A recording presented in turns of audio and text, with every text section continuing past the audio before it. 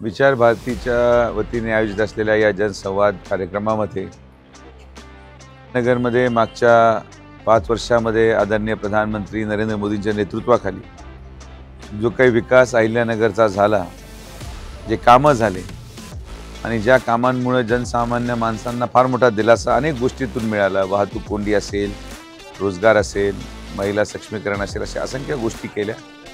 त्याच्याशी जनसंवादाच्या माध्यमातून त्या गोष्टी आज जनतेपुढे मांडण्यात आल्या।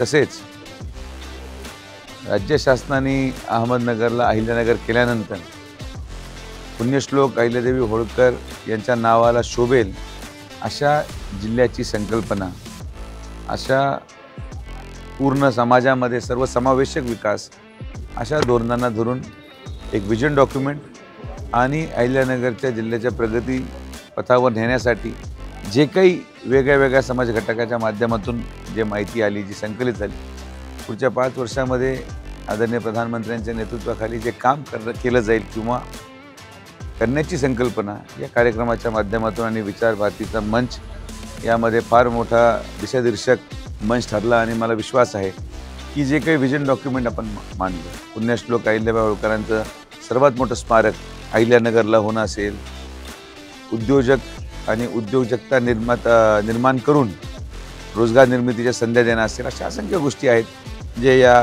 विजन डॉक्युमेंटमध्ये मांडण्यात आलेल्या आहेत। विजन डॉक्युमेंट आम्ही लवकरच पब्लिशही करू, तर त्या माध्यमातून अविरत अहिल्यानगरचा विकास हा विचार भारती आणि त्यांच्या सर्व सहकार्याच्या माध्यमातून चालत राहील हा विश्वास मला आहे। धन्यवाद।